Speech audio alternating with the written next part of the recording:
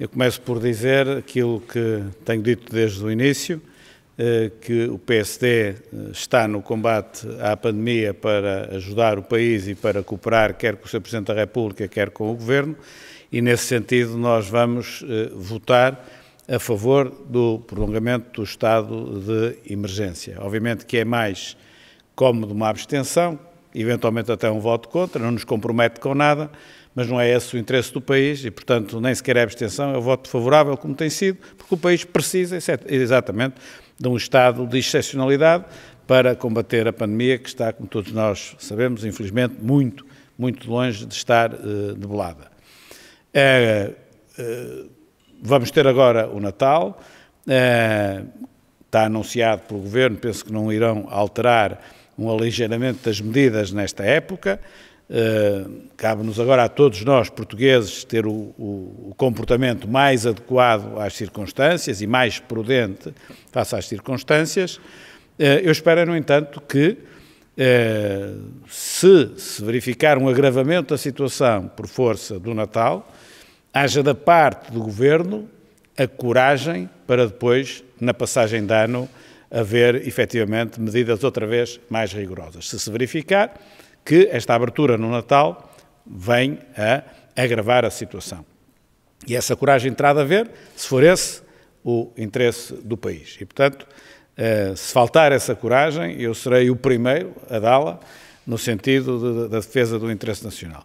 Por outro lado, há a questão da vacinação, que me parece que também era prudente, independentemente de questões que não se conseguem ultrapassar, quando o fornecedor não está em condições, por exemplo, de fornecer nos exatos termos em que está programado, aí nós não podemos fazer nada, mas a vacinação convinha que fosse feita em mais lugares, para lá, exclusivamente do Serviço Nacional de Saúde.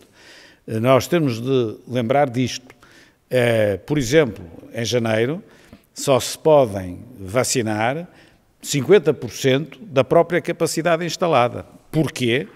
Porque depois, em fevereiro, tem de se vacinar outra vez, na segunda dose, aqueles que se vacinaram antes em janeiro.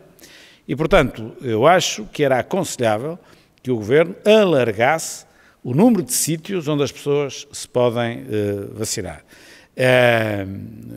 Os sítios que estão não são sítios muito amplos e convinha que fossem muito amplos, portanto, uma das formas de ultrapassar isso é ter mais sítios que não exclusivamente o Serviço Nacional de Saúde. É algo que nós temos vindo a dizer, e eu aqui repetia, é um conselho e, portanto, terei salvo melhor opinião, acho que era isso que devia ser feito.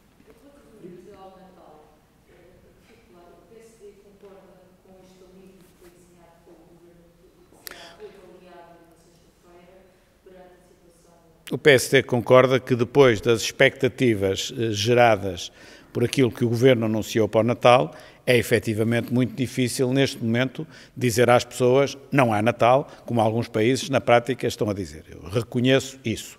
Por isso é que eu estou a fazer uma diferença entre o Natal, a apelar ao comportamento de todos, mas depois a apelar também ao Governo que se enfim, os resultados não forem bons do ponto de vista da pandemia, que depois haja a coragem para não deixar que na passagem de ano então seja a desgraça completa para o país em matéria de pandemia. E reconheço também que há uma diferença entre o Natal e a passagem de ano. Ou seja, o Natal é uma festa única, a passagem de ano poderá ser única porque só há um 31 de dezembro por ano, efetivamente, mas é uma festa diferente em que todos os fins de semana se fazem fazer festas parecidas com aquilo que é a passagem de ano. O Natal tem uma características muito próprias que ou é naquele momento e naquela altura ou não é pura e simplesmente. E, portanto, acho que aí, se há que pôr um em primeiro e outro em segundo, claramente o Natal em primeiro, e depois a coragem, se for necessário, e o Natal assim dirá, o comportamento das pessoas e os resultados em termos sanitários assim dirá, se é preciso coragem para depois fazer aquilo que outros países, na Europa, a começar pelo maior deles todos, para a Alemanha, está a fazer, neste caso até mesmo relativamente ao Natal. A questão do Natal coloca-se já para a semana. Sim. E as medidas são tomadas agora, ou não é aquilo que vai acontecer no Natal, vai ter reflexos automaticamente na semana seguinte. Portanto, as medidas a tomar têm que ser previamente sem saber como vai ser. As medidas para o Natal, está bem, essas não têm, essas têm que ser agora. As outras, obviamente, o que diz, tem razão. mas alguns indicadores vão-se conseguir saber necessariamente. Agora, efetivamente, vai perceber como é que foi o comportamento das pessoas, vai começar a notar os primeiros infectados ou não, os números a tender a subir ou não, mas obviamente que só a posteriori, não é? Como previsões só no fim do jogo, não é? Como dizia outro, só a posteriori é que tem a certeza absoluta, mas são as circunstâncias que são e, portanto, tem de haver essa. Já está prevista a restrição de conselhos, por exemplo. Hã? Para a passagem de ano, já está, por exemplo, prevista a restrição. Sim, mas por exemplo, pode estar até às 2 da manhã, penso eu que é assim, o que significa que a passagem de ano existe, porque ela é à meia-noite, não é às 2 da manhã.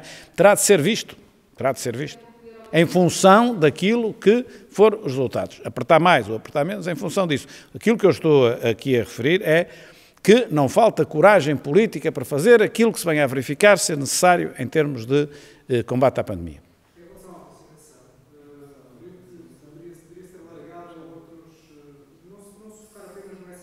Exato. Pode fazer em instituições particulares de sociedade social, pode fazer em farmácias, enfim, pode fazer em diversos sítios, porque, repare, é a forma de as pessoas estarem menos em contacto, havendo mais sítios, não é? Está a ver? E mais pessoas também.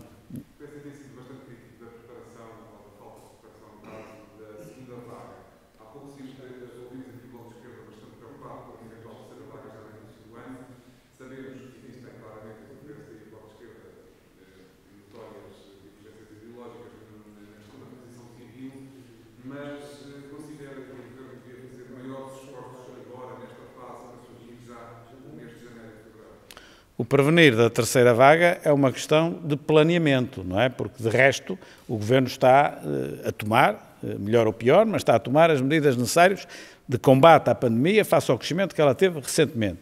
E, portanto, digamos que, nós entrando em janeiro, se os números subirem, quase que nem é a terceira vaga, é a continuação da segunda vaga que não conseguiu ser debelada. Portanto, aquilo que o Governo tem de fazer é fazer o combate à situação que temos. Relativamente ao futuro, é planear, sendo que janeiro não é bem futuro. Não é? Janeiro é já o presente, é o combate àquilo que nós temos neste momento.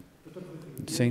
Já nestas audiências foi levantada, à saída das audiências, foi levantada a questão já do próximo estado de emergência, caso haja, a partir do dia 7 de janeiro, e que já tinha sido uma campanha eleitoral para as eleições presidenciais.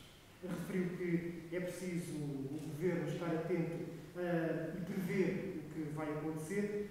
Acha que é possível e recomendável que haja também uma previsão daquilo que deve ou não deve ser feito, ou o que deve ou não ser uma campanha eleitoral em plena pandemia? Sim, acho que podemos pensar nisso. Agora, isto vai repousar muito na consciência de cada um dos candidatos e na avaliação que depois, neste caso o povo, mas neste caso eleitorado, que o eleitorado possa fazer do comportamento de cada um. Portanto, eu acho que isto vai ter de entrar muito mais na consciência de cada um dos candidatos e desse ponto de vista até ver, não estou a ver assim nenhum excessos, também ainda não entramos na parte mais pesada, mas não estou a ver assim nenhum excessos, porque depois os candidatos também sabem que o eleitorado saberá avaliar aquilo que é o seu comportamento, porque as pessoas estão em casa confinadas ou semi-confinadas, cheias de restrições, se depois vêm candidatos em comportamentos diferentes, também serão penalizados. Portanto, isto, digamos que se poderá equilibrar de uma forma genuína, espero eu. Estou mais do que confiante, estou quase certo que ele vai fazer.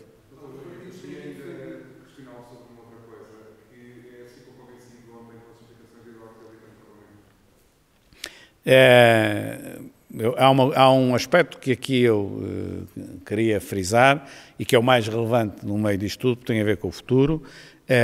Acho que aquilo que se passou no CEF, portanto a questão do cidadão morto pelos agentes do CEF, não é razão para se fazer uma reestruturação do CEF. É razão para se mover um processo de crime e se averiguar aquilo que se passou naquele caso concreto.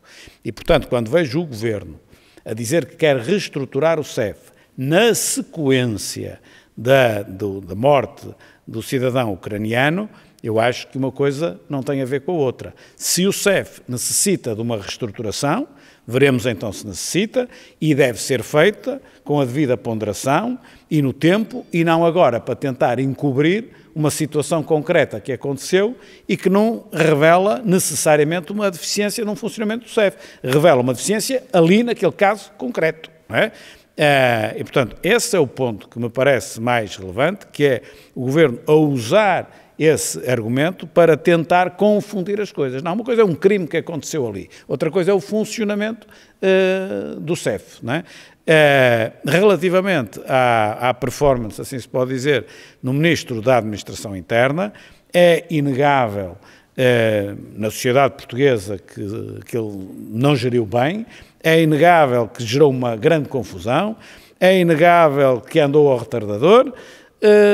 Quanto ao mais, se ele tem condições ou não tem condições para permanecer no cargo, é da estrita responsabilidade do Sr. Primeiro-Ministro, ele lhe cabe decidir num sentido ou noutro, sendo que decidindo num sentido ou decidindo noutro, é sempre ele depois o primeiro responsável político por aquilo que é a sua decisão, que aparentemente é a de manter o Ministro da Administração. Não é aparentemente, foi o que ele disse, e portanto aparentemente assim será.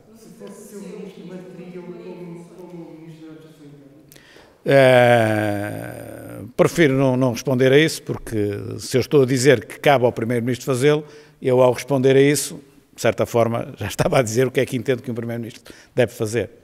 Tá? Muito obrigado, então.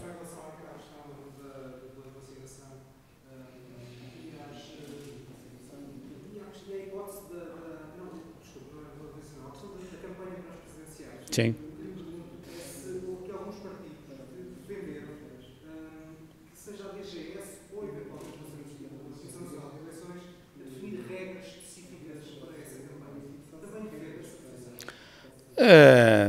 Se da parte dos candidatos, digamos assim, sentirem essa necessidade, isso não me choca. Eu devo dizer que se eu fosse candidato, enfim, acho que não precisava das regras porque ia ter necessariamente um comportamento adequado àquilo que são as regras que todos conhecemos, não é? Mas se a DGS vier a fazer isso também não vem mal nenhum ao mundo, mas eu se fosse candidato não precisava, teria seguramente o comportamento que todos nós sabemos que é o comportamento que se deve ter. Não ia fazer ajuntamentos de pessoas, não andaria sem máscara, enfim. Aliás, participei, por exemplo, na campanha recente dos Açores, que já foi com este enquadramento. Acha que seria, por exemplo, recomendável proibir, por exemplo, uma roda na Rua de Santa Catarina? Sim. Eu, se fosse candidato, não faria seguramente. Tá? Muito obrigado.